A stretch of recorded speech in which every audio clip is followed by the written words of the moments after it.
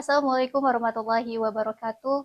Alhamdulillahirabbil alamin wa bihi nasta'inu ala umuri dunya waddin wassalatu wassalamu ala asyrafil anbiya'i wal mursalin wa ala alihi wa sahbihi ajmain.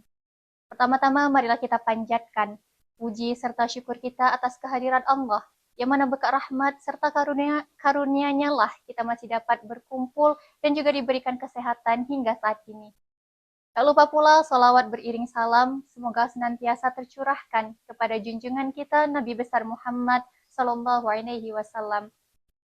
Rekan-rekan sekalian, pada kali ini kita akan membahas sesuatu yang sangat penting dan berharga dalam hidup kita. Namun seringkali sesuatu itu kita abaikan, yakni waktu. Modal kita yang paling berharga dalam hidup adalah waktu. Namun, seringkali kita menghabiskan waktu produktif kita hanya untuk mencari sesuatu yang tiada berarti. Padahal, waktu terus berputar tanpa pernah mengenal kata berhenti. Maha suci Allah yang telah mengingatkan kita bahwa kerugian manusia dapat dilihat dari sikapnya dalam memanfaatkan waktu. Bila manusia telah berani menghambur-hamburkan waktunya, maka ia tergolong ke dalam manusia yang menyia-nyiakan kehidupannya. Realita membuktikan banyak remaja kita sekarang yang seharusnya belajar memperdalam kajian ilmu agama, belajar tentang adab dan moral, namun habis waktunya hanya sekedar bermain video game atau sekedar hiburan yang tiada bermanfaat.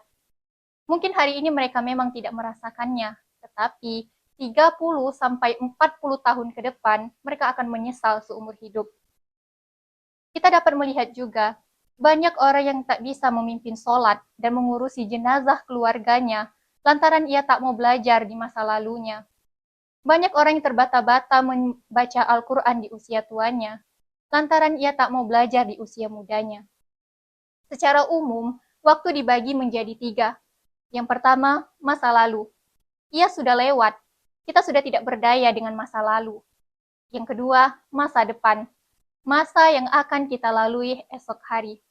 Kita sering panik menghadapi masa depan, di mana pekerjaan semakin sulit didapatkan, harga kebutuhan pokok, biaya kesehatan semakin melambung tinggi, dan persaingan hidup semakin ketat. Masa lalu dan masa depan, kuncinya adalah hari ini. Inilah bentuk waktu yang ketiga.